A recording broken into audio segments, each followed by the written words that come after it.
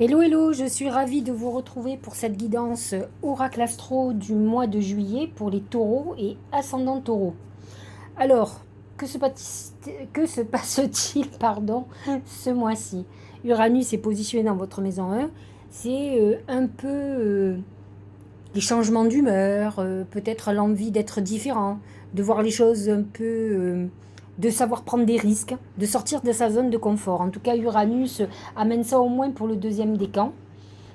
Mercure est positionné dans votre maison 2, la maison de l'argent et des acquisitions, mais sort de cette maison le 11 juillet. Et à partir du 12, il rentre en cancer, qui est un signe ami, qui effectivement va augmenter votre réseau. Pour ceux qui travaillent avec Internet, c'est un bon moyen de communiquer sur les réseaux sociaux, etc. Donc en tout cas, vous serez dans une bonne phase, en tout cas jusqu'au 28 juillet. L'amoncellement de planètes en Lion, le Lion n'est pas en harmonie avec le Taureau. Il est positionné dans votre maison 4. Ça peut amener un certain nombre de conflits et on le voit dans les premiers aspects planétaires. Il y avait une opposition entre Mars en Lion avec Uranus justement en Taureau qui a mené un désir de liberté, la volonté d'avancer, et il y avait de sérieux freins, en tout cas des problèmes. Donc c'est vrai que vous pouvez vivre ce genre de choses, en tout cas au niveau de tout ce qui est foyer, de tout ce qui est famille, et ça peut être très compliqué pour vous. Ce qui va être intéressant, c'est à partir du 23 juillet, Vénus rentre dans le signe de la Vierge, qui est un signe ami, et elle se positionne directement dans votre maison des amours. Des enfants aussi, donc c'est le bon moment si vous voulez faire un bébé pour y aller. Autrement, ça peut être la naissance d'un nouvel amour ou en tout cas un renouveau pour les couples qui sont déjà amoureux. On est dans cette phase-là. La nouvelle lune du 10 juillet est très en harmonie avec vous. Elle est positionnée, je vous l'ai dit, en maison 3. C'est la maison, effectivement, des frères, des sœurs, de la communication, des petits voyages. À vous de voir comment vous fonctionnez au niveau émotionnel et communication.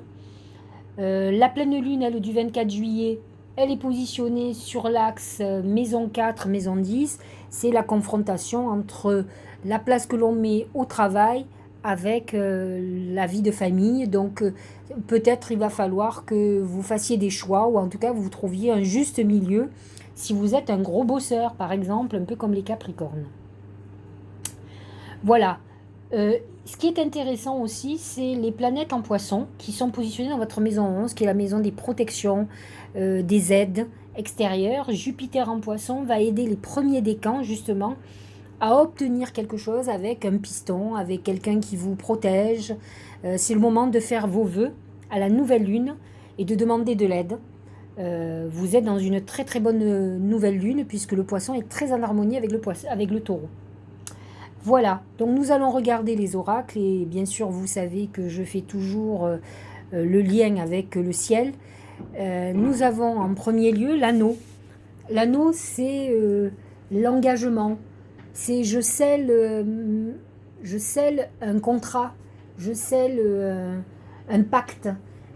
Donc c'est quelque chose qui peut être au niveau sentimental, donc un engagement amoureux, une vie de couple, un pax, un mariage, mais à la sens inverse, dans un sens négatif, c'est aussi la période où on a un divorce, c'est un désengagement, n'oubliez pas qu'il n'y a pas que les aspects positifs, hein, d'autant plus avec les planètes en Lion qui sont dans la maison 4, ça peut être aussi une période clé au niveau d'un divorce ou d'une séparation.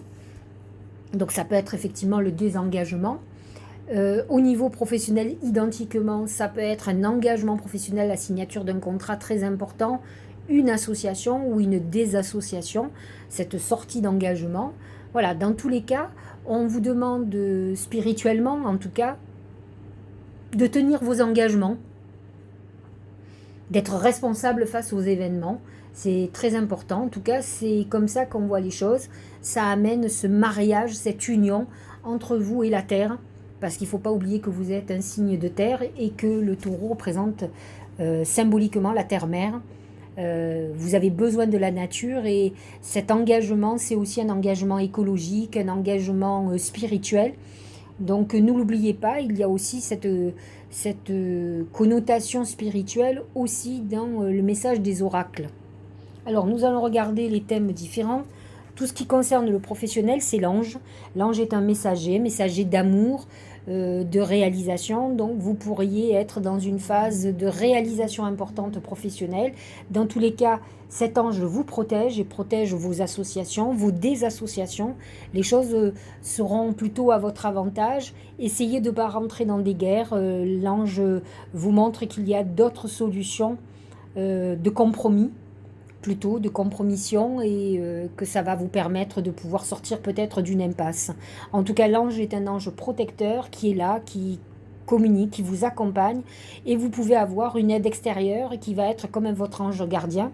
Je l'ai dit tout à l'heure, Jupiter en poisson est complètement positionné dans votre maison 11, qui est la maison des protections, mais des protecteurs aussi professionnels, amoureux, des gens qui vous aident quand vous en avez besoin. C'est une protection aussi sur tout ce qui est financier, ne l'oubliez pas. Hein. Au niveau sentimental, c'est le bateau. Alors, peut-être venez-vous de démarrer une nouvelle histoire amoureuse.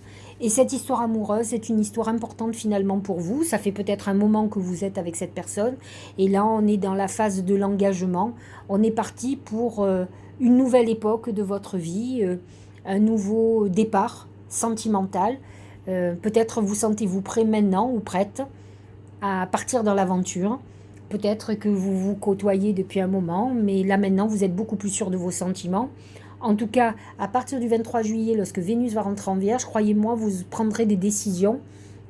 La Vierge est un signe responsable qui est dans l'engagement. Donc c'est vrai que vous pourriez vous engager sentimentalement, vie de couple, pax, mariage, ou en tout cas déclarer votre flamme, ça c'est sûr. Vous pourriez sur ce mois de juillet partir en voyage avec l'être aimé. Et c'est intéressant parce que la personne qui va partir avec vous, c'est quand même quelqu'un qui est parti pour faire un long voyage avec vous dans la vie. Donc c'est intéressant de le voir. Pour les autres, ça pourrait être une très belle rencontre qui augure un avènement de construction en avenir et un nouveau démarrage de vie. Voilà pour l'amour. De toute façon, j'en avais déjà bien parlé avant. Et au niveau de la santé, c'est la justice, c'est la quête de retrouver l'équilibre. Alors il faut savoir que les taureaux ont souvent des problèmes de poids. Alors je ne dis pas qu'ils sont gros, hein, mais ils aiment bien manger, ils aiment bien boire, ce sont des épicuriens et ils se battent souvent avec leur poids. Alors pas obligatoirement avec un gros surpoids, mais en tout cas ils sont dans une phase de retrouver l'équilibre, retrouver la paix et la balance amène cet équilibre nouveau dont vous avez besoin, qui va vous permettre d'avancer sereinement dans votre vie. Au niveau du Tao, c'est la dispersion, négativité diffuse, rétablissement de l'harmonie. Vous voyez, c'est la balance, on retrouve le juste équilibre. Circulation, revitalisation, dissolution des divisions, éclaircissement. C'est vrai que on sent que effectivement l'énergie circule, que tout a recommencé à bouger et à avancer dans votre vie.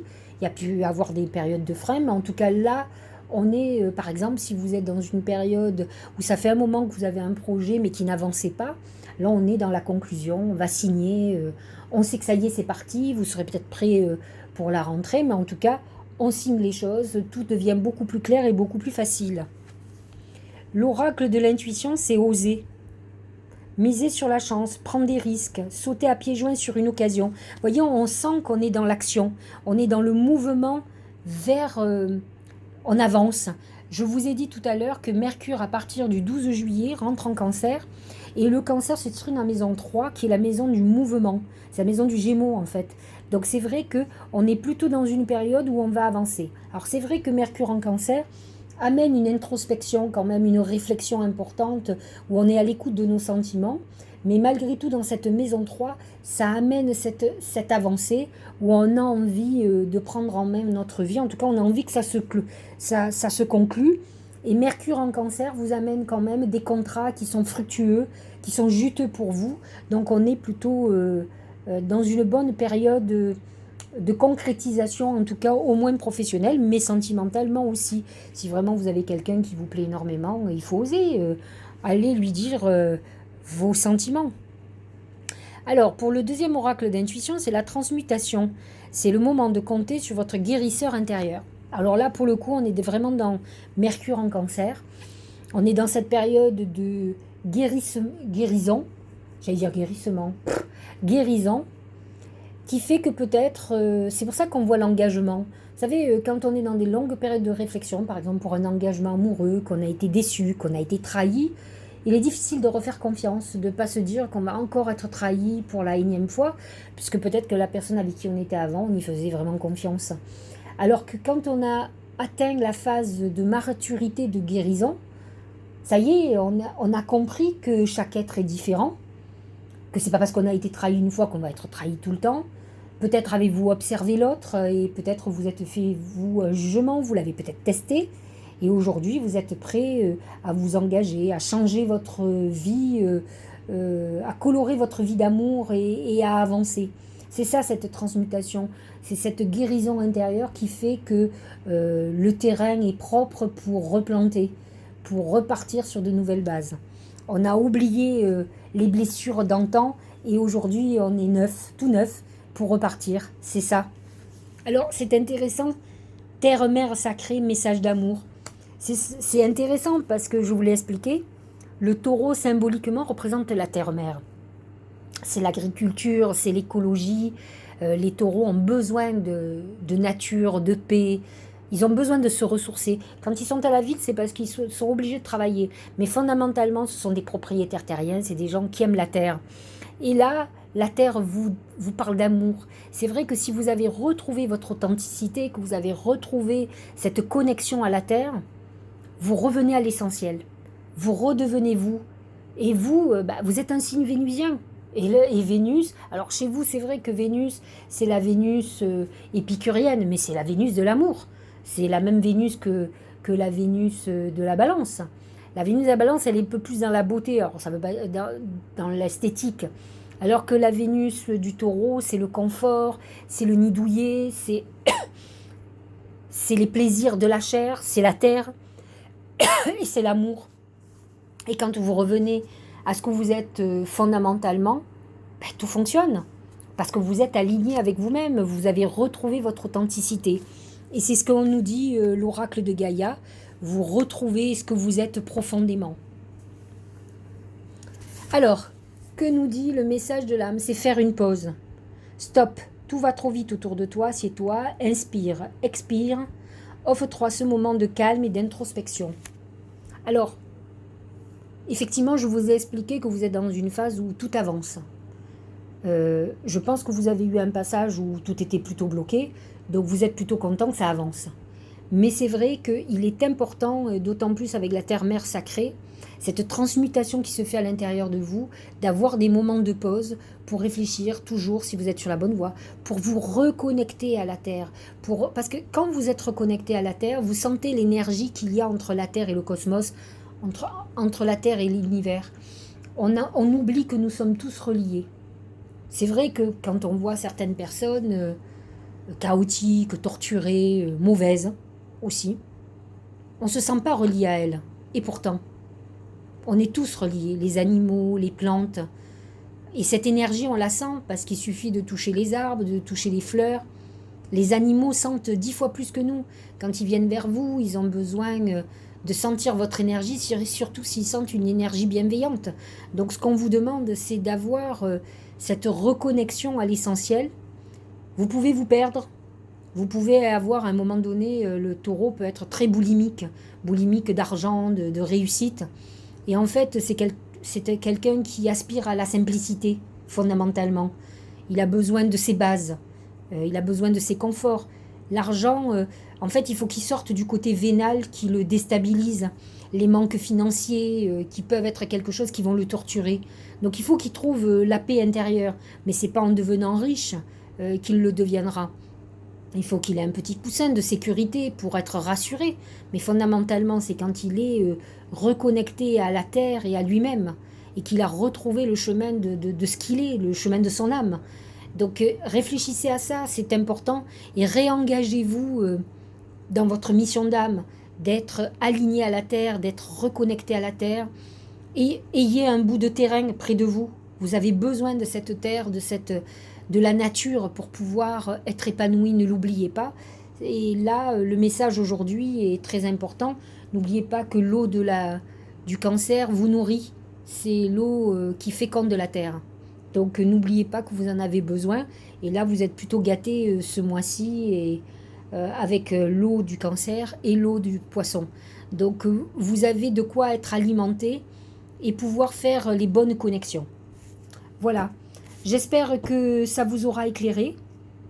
Je trouve que c'est un très beau message, cet engagement, cette guérison intérieure. Je vous dis à la fin du mois pour parler du mois d'août et autrement à demain pour parler du message de l'univers et je vous dis à très bientôt.